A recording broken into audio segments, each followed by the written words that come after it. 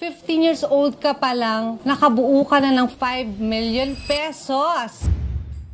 Sabi mo initially, nung 16 ka nagkaroon ng milyon. 25 times 12, putang na 300k lang yun ah. Scam talaga ang MSP. Ang buhay, isa tong malaking laro. If you play it good, you'll go straight. If you play it bad, mahirap makabawi. Sugal ang buhay. But kung may utak ka na straight, sure panalo ka.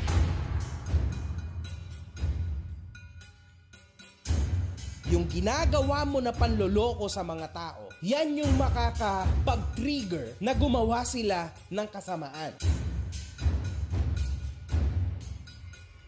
Total, Frank, 415 to 500,000 pesos lang iniyayabang mo ng iniyayabang mo. Diskarte o diploma? Diploma o diskarte. Study and get your diploma. Later ka na dumiskarte. Mula nung binanggit ko itong si Frank Miano na ito, si Franklin Miano na ito, hindi na ako tinigilan na ng YouTube Shorts, mga kabuts natin, tsaka yung Facebook Reels na ito, na ibalandra sa mukha ko yung mga words of wisdom niya, mga kabuts natin. Ang kulit. Ngayon, mga kabatas natin, meron na naman siyang sinabi dito.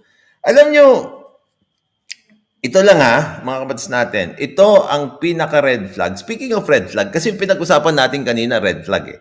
Pag kandidato, mga kabatas natin, ang pinaka-red flag sa mga kandidato, okay? Ang pinaka-red flag sa mga kandidato, sinabi nga ni Vico Soto, ay yung gumagastos ng malaki.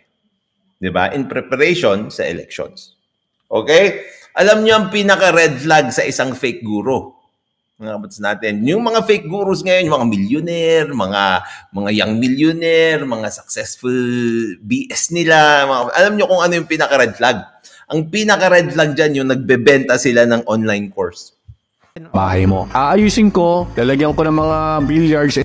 Lalagyan mo ng billiards in wala kang ang pera nung simula eh. Saan mo kukunin yung billiards in Kunyari ako, nagsisimula sa wala. I mean, saan mo kukunin yung pera na yan? Wala kang ang pera nung simula eh. Hingi ka sa tatay mo. Tay, pengi akong pera. Lalagyan ko lang ng billiards in yung bahay. Ganun ba yun? Siyempre. Ang gagawin ko is paparentaon ko yan ng 5,000 or 10,000 per day. Re-research ako about sa Airbnb ko. Eto, swimming pool and pa yung nandito. So, dito na lang ako. Yun yung business plan ko. Lahat na masisira dyan, aayusin ko lahat. Malamang, ikaw ang nakasira eh. Bakit naman sagot ng landlord yun? Baka kung saan kadali ng landlord mo pag narinig niya yan, ha? Ang mangyari dyan, ako magbabayad, lahat ng kuryente, ako magbabayad, lahat. Oo naman, ikaw kumusumo ng kuryente. Alangan namang siya yung idol naman. Gumana nga ang plano ko. Ito kasi yung plano ko. First is my goal. Ano ba yung goal ko? Gusto ko maraming manood ng daily vlogs ko para i-showcase mga future businesses na gagawin ko. Itong problema, onti lang talaga nanonood ng mga contents ko about sa experience ko at about sa buhay ko. Mas marami pang views yung mga podcasts dahil kilala yung mga guests ko. At 20% lang ng YouTube channel, subscribers ko, yung nanonood ng mga videos ko. So ito na yung solution. My team and I is gumawa kami ng paraan kung paano ba lumaki ang aking personal brand. Kaya ang ginawa namin plano is i-invite ako sa iba't ibang mga podcast, i-interview ako ng mga iba't ibang mga tao about my accomplishment, about my credibility, about my experience. Ang goal ng podcast ito is mag-create ng maraming short clips na sinasabi ko yung aking credibility, aking accomplishment, aking beliefs and about sa aking values without any showing proof or videos na mapapatunay ang sinasabi ko. Ang tanong ay bakit? Ang sagot is para kumalat ang chismis kung ako ba ay legit or ako ba ay barbero. Ako ba ay legit or ako ba ay barbero? Yo, yo, yo! What's up, Pinas? Siguro naman, kilala mo sila. Na si Frank Miano, kasama ng kanyang mga abubot tulad ni Carl Vicente, Justin C., at yung tomboy na si Crystalline May Rivera, the legendary Mike Eater. And Kapinas, malamang kilala mo sila.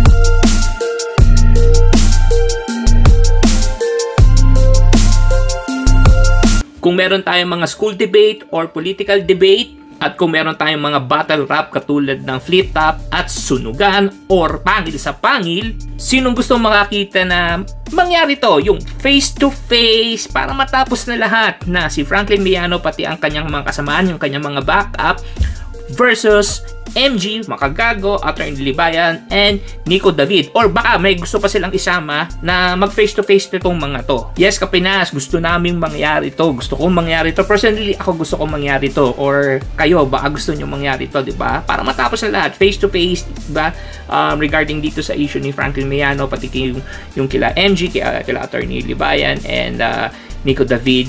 Para masabi na natin na harapan talaga, debate, na pagtanggol naman ni Frank Miano yung sarili niya against dito sa mga sinasabi nila MG, Atty. Libayan, and Nico David. Di ba kung mangyayari to, ito yung isa sa pinakamagandang harapan or face-to-face and debate ng magkabilang panig. Surely kung gagawin nyo to sa isang events place, maraming pupunta dito, maraming ticket sales to. Kaya kung sinong may kakayahan gumawa nito, gawin nyo na ngayon din. So Pilipinas, ano pang hinihintay natin? Try nating mag-ingay at kung sino man ang pwedeng gumawa nito, gawin nyo na ngayon. At surely, manonood kaming lahat. At maraming manonood dito. I-live nyo sa YouTube, i-live nyo sa TikTok, i-live nyo sa Facebook, mag-events place kayo, sale tickets, sigurado maraming manonood regarding dito.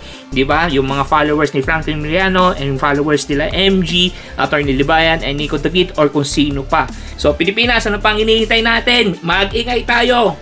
Comment down below and mag-ingay tayo for the face-to-face of Frank Miano, Makagago, Atty. Libayan, and Nico David, or kung sino pa pwedeng isama nila. Let's go, Kapinas!